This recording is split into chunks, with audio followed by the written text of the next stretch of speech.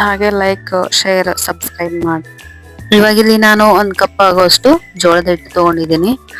ಮತ್ತೆ ಮತ್ತೊಂದು ಕಪ್ ಆಗೋಷ್ಟು ಗೋಧಿ ಹಿಟ್ಟು, ಒಂದು ಕಪ್ ಆಗೋಷ್ಟು ಹಸಿ ಕಡಲೆಬೇಳೆ ಹಿಟ್ಟು.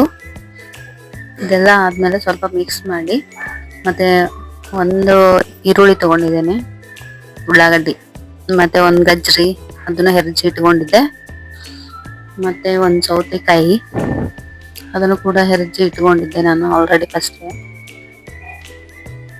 ಮತ್ತೆ ಯಾವ ತರಕಾರಿ ಎಲ್ಲ ಇದೆ ಅದನ್ನ ಹಾಕೋಬಹುದು, ಏನು ಪ್ರಾಬ್ಲಮ್ ಇಲ್ಲ. ನಿಮ್ಗೆ ಇಷ್ಟ ಯಾವ ತರ ಇದಾಗುತ್ತೆ ಆ ತರ ಇದನ್ನ ಮಾಡ್ಬೋದು. ಸೊಪ್ಪೆಲ್ಲ ಚೇಂಜ್ ಮಾಡ್ಕೋಬಹುದು. ನಾನಿಲ್ಲಿ ಸಬ್ಬಸಿಗೆ ಸೊಪ್ಪು ಹಾಕಿದ್ದೇನೆ. ಸಬ್ಬಸಿಗೆ ಸೊಪ್ಪು ಮತ್ತೆ ಮೆಂತ್ಯ ಸೊಪ್ಪು ಹಾಕಿದ್ದೇನೆ. ನೀವು ಬೇಕಂದ್ರೆ ಪಾಲಕ್ ಸೊಪ್ಪು ಹಾಕೋಬಹುದು. ಈ ರೀತಿ ಚೇಂಜ್ ಮಾಡ್ಕೋಬಹುದು. ಉತ್ತರ ಕರ್ನಾಟಕ ಸೈಡ್ ನಾವು ಆಲ್ಮೋಸ್ಟ್ ಜೋಳದ ಹಿಟ್ಟಿಂದ ರೆಸಿಪಿಗಳನ್ನ ಟ್ರೈ ಮಾಡ್ತೀವಿ. ಯಾಕಂದ್ರ ನಮ್ದು ಜೋಳದ ಹಿಟ್ಟು ಅಷ್ಟು ಗಟ್ಟಿ, ಮನುಷ್ಯರು ಗಟ್ಟಿ, ಹಂಗಾಗಿ. ಮತ್ತೆ ಸ್ವಲ್ಪ ನಾನು ಇಲ್ಲಿ ಹಸಿ ಮೆಣಸಿನ್ಕಾಯಿ ಖಾರ ಮಾಡಿಟ್ಕೊಂಡಿದ್ದೆ ಅಷ್ಟೇ. ನಾನು ಸ್ವಲ್ಪ ಹಾಕಿದ್ದೀನಿ, ಒಂದು ಸ್ಪೂನ್ ಆಗೋಷ್ಟು. ಒಬ್ಬೊಬ್ಬರು ಹೆಚ್ಚಿ ಹಾಕ್ತಾರೆ, ಬಟ್ ಮೆಣಸಿನ್ಕಾಯಿ ಹೆಚ್ಚು ಹಾಕಿದ್ರೆ ಹೆಚ್ಚು ಹಾಕ್ಬೋದು. ನಾವಿಲ್ಲಿ ಆಲ್ಮೋಸ್ಟ್ ನಮ್ಮ ಸೈಡ್ ಮೆಣಸಿನ್ಕಾಯಿ ಖಾರ ಮಾಡಿಟ್ಕೊಂಡಿರ್ತೇವೆ. ಪಲ್ಯಗೆ, ಸಾಂಬಾರಿಗೆ ಅದನ್ನೇ ಹಾಕ್ತೇವೆ ನಾವು. ಅದಕ್ಕೋಸ್ಕರ ನಾನು ಆಲ್ರೆಡಿ ಮಾಡಿಟ್ಕೊಂಡಿದ್ದೆ ಹಸಿ ಖಾರ, ಅದನ್ನ ಹಾಕ್ತಾ ಇದ್ದೇನೆ. ಮತ್ತೆ ಬೆಳ್ಳುಳ್ಳಿ ಪೇಸ್ಟು ಒಂದು ಸ್ಪೂನ್ ಆಗೋಷ್ಟು ಹಾಕಬೇಕು. ಇನ್ನೂ ಹೊಸ ಹೊಸ ರೆಸಿಪಿ ಬರ್ತಾ ಇರುತ್ತೆ. ಹಾಗೆ ನೋಡಿ, ಲೈಕ್ ಮಾಡಿ, ಶೇರ್ ಮಾಡಿ, ಸಬ್ಸ್ಕ್ರೈಬ್ ಮಾಡಿ. ಒಳ್ಳೆ ಕಮೆಂಟ್ ಹಾಕ್ತಾ ಇದ್ದೀರಾ. ಥ್ಯಾಂಕ್ ಯು ಸೋ ಮಚ್ ಎಲ್ರಿಗೂ. ಇದೇ ರೀತಿ ಇನ್ನೂ ಕೂಡ ಒಳ್ಳೊಳ್ಳೆ ರೆಸಿಪಿ ಮಾಡ್ತೀನಿ ನಾನು ಕೂಡ. ಯಾರೆಲ್ಲ ಸಪೋರ್ಟ್ ಮಾಡ್ತಾ ಇದ್ದೀರಾ, ಥ್ಯಾಂಕ್ ಯು ಸೋ ಮಚ್. ಇದು ಒಂಥರ ಡಯಟ್ ಜೋಳದ ಹಿಟ್ಟಿನ ತಾಲಿಪಟ್ಟಿ ಅಂತಾನು ಕರಿಬಹುದು. ಯಾರ್ಯಾರೆಲ್ಲ ಡಯಟ್ಗೆ ಇದನ್ನ ಮಾಡ್ತಾ ಇರ್ತಾರಲ್ವಾ, ಅವರೆಲ್ಲ ಇದು ಜೋಳದ ಹಿಟ್ಟಿನ ತಾಲಿಪಟ್ಟಿ ಮಾಡ್ಕೊಂಡ್ ತಿನ್ಬಹುದು. ಇದ್ರಾಗ ಪ್ರೋಟೀನ್ ಅಂಶ ಜಾಸ್ತಿ ಇದೆ, ಬ್ಲಡ್ ಶುಗರ್ನ ಕಂಟ್ರೋಲ್ ಮಾಡ್ತೈತಿ. ಇವಾಗ ಜಾಸ್ತಿ ಜನಕ್ಕೆ ಜೋಳದ ರೊಟ್ಟಿ ಮಾಡಕ್ ಬರೋದಿಲ್ಲ ಅಂತವ್ರು ಈ ಜೋಳದ ಹಿಟ್ಟಿನ ತಾಲಿಪಟ್ಟಿ ಮಾಡ್ಕೊಂಡ್ ತಿನ್ಬಹುದು. ಅಗ್ದಿ ಹೆಂಗಂದ್ರೆ ಟೇಸ್ಟಿ ಆಗಿರುತ್ತ, ರುಚಿಕರವಾಗಿರುತ್ತ. ನಾನಿಲ್ಲಿ ಒಂದ್ ಸ್ವಲ್ಪ ಮೆಂತ್ಯ ಸೊಪ್ಪು ತಗೊಂಡಿದ್ದೀನಿ, ಸ್ವಚ್ಛವಾಗಿ ತೊಳೆದು ಕಟ್ ಮಾಡಿ ತಗೊಂಡಿದ್ದೀನಿ. ಮತ್ತೆ ಸ್ವಲ್ಪ ಕರಿಬೇವು, ಮತ್ತೆ ಕೊತ್ತಂಬರಿ ಮತ್ತೆ ಸ್ವಲ್ಪ ಜೀರಿಗೆ ಹಾಕಿದ್ದೇನೆ, ಮತ್ತೆ ಅಜ್ವಾಯಿನ್ ಹಾಕಿದ್ದೇನೆ. ಇದು ಅಜ್ವಾಯಿನು. ಸ್ವಲ್ಪ ಜೀರಿಗೆ ಹಾಕಿ, ಮತ್ತೆ ಅಜ್ವಾಯಿನ ಓಂಕಾಳು ಅದನ್ನು ಸ್ವಲ್ಪ ತಿಕ್ಕಿ ಹಾಕಿ, ರುಚಿಗೆ ತಕ್ಕಷ್ಟು ಉಪ್ಪು. ತುಂಬಾ ಟೇಸ್ಟಿ ಆಗಿರುತ್ತೆ. ಇದ್ರ ಜೊತೆಗೆ ಮೊಸರು ಚಟ್ನಿ ಮಾಡ್ಬೋದು, ಕಾಯಿ ಚಟ್ನಿ ಮಾಡ್ಬೋದು, ಮಾಡ್ಕೊಂಡು ತಿನ್ಬಹುದು. ಸ್ವಲ್ಪ ಕೊತ್ತಂಬರಿ.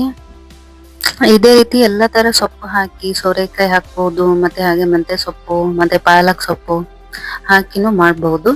ತುಂಬಾ ಟೇಸ್ಟಿ ಆಗಿರುತ್ತೆ, ರುಚಿಯಾಗಿರುತ್ತೆ.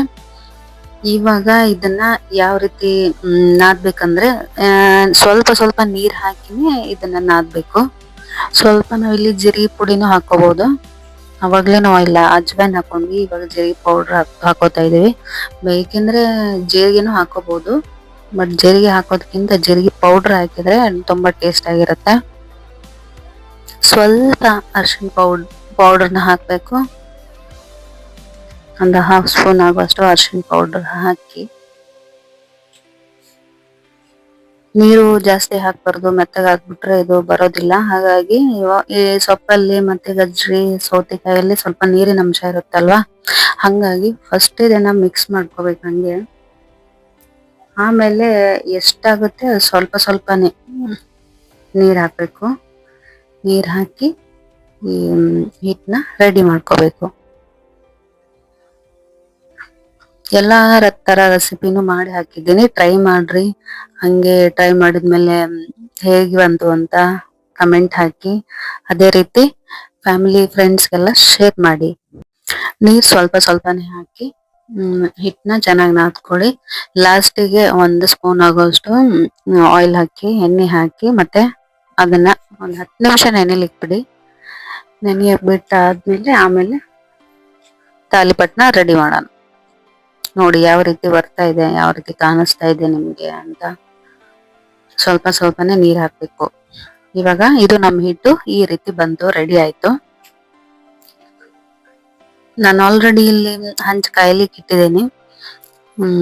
1 ಸ್ಪೂನ್ ಆಗುವಷ್ಟು ಆಯಿಲ್ ಹಾಕಿ ಹಿಟ್ಟನ್ನ ನೆನೆಯಕ್ ಒಂದ್ 10 ನಿಮಿಷ ನೆನೆಯಕ್ ಬಿಟ್ಟು, ಆಮೇಲೆ ಹಂಚಿಗೆ ಒಂದ್ ಅರ್ಧ ಸ್ಪೂನ್ ಆಗೋಷ್ಟು ಆಯಿಲ್ ಹಾಕಿ, ಆಯಿಲ್ ಹಾಕ್ಬೋದು, ಇಲ್ಲಾಂದ್ರೆ ತುಪ್ಪನೂ ಹಾಕ್ಬೋದು. ಹಾಕಿ ನಾನು ಒಂದೊಂದೇ ತಾಲಿಪಟ್ನ ಮಾಡ್ತಾ ಹೋಗ್ತಾ ಇದ್ದೇನೆ. ಒಬ್ಬೊಬ್ರು ಇವಾಗ ತಾಲಿಪಟ್ನ ಪೇಪರ್ ಹಾಕಿ ತಟ್ತಾರೆ, ಒಬ್ಬೊಬ್ರು ನಾವೆಲ್ಲ ಉತ್ತರ ಕರ್ನಾಟಕ ಸೈಡ್ ಹಂಚಲ್ಲೇ ತಟ್ತೀವಿ. ಈ ರೀತಿ ನಿಮ್ಗೆ ಬಂದಿಲ್ಲ ಅಂದ್ರೆ ಪೇಪರ್ ಹಾಕಿನೂ ಲಟ್ಟಿಸ್ಬೋದು, ಚಪಾತಿ ತರ. ಸೊ ಇಲ್ಲಿ ನೋಡ್ತಾ ಇದ್ದೀರಲ್ವಾ ಯಾವ ರೀತಿ ನಾನು ಇಲ್ಲಿ ತಟ್ತಾ ಇದ್ದೇನೆ ಅಂತ. ಈ ರೀತಿ ಸ್ವಲ್ಪ ಮೆತ್ತಗಾಗುತ್ತೆ ನನ್ನ ಮೇಲೆ, ತುಂಬಾ ಟೇಸ್ಟಿಯಾಗಿರುತ್ತೆ. ಫಸ್ಟ್ ಸ್ವಲ್ಪ ಒಂದು 1/2 ಸ್ಪೂನ್ ಆಗೋಷ್ಟು ಆಯಿಲ್ ಹಾಕಿನಿ ನೀವು ತಾಲಿಪಟ್ಟು ತಟ್ಕೊಡಿ.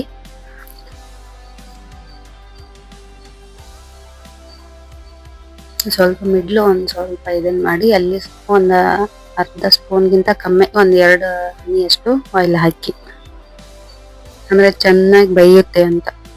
ಇವಾಗ ನೋಡ್ತಿದ್ರಲ್ವ ಕಲರ್ ಕೂಡ ಚೇಂಜ್ ಆಗುತ್ತೆ, ಯಾವ ರೀತಿ ಬೇಯ್ತಾ ಇದೆ ಅಂತ. ಇದೇ ರೀತಿ ಸೇಮ್ ಅಕ್ಕಿ ಹಿಟ್ಟಿಗೆ ತಾಲಿಪಟ್ಟು ಮಾಡ್ಬೋದು, ಮತ್ತೆ ಗೋಧಿ ಹಿಟ್ಟದು ಮಾಡ್ಬೋದು, ಮತ್ತೆ ಇವಾಗ ನಮ್ದು ಜೋಳದ ಹಿಟ್ಟಿನ ಉತ್ತರ ಕರ್ನಾಟಕ ಸ್ಪೆಷಲ್ ಇದು. ಸೊ ಖುಷಿ ವಿಚಾರ ಇದು. 11,000 ಅಂದ್ರೆ ಈ ಯೂಟ್ಯೂಬ್ ಚಾನಲ್ ಅಲ್ಲಿ ಏನೋ ಸಣ್ಣ ಸಾಧನೆ ಅಲ್ಲ. ಹಂಗಾಗಿ ಎಲ್ರಿಗೂ ಥ್ಯಾಂಕ್ ಯು ಸೋ ಮಚ್. ಇದೇ ರೀತಿ ಸಪೋರ್ಟ್ ಮಾಡ್ತಾ ಇರಿ.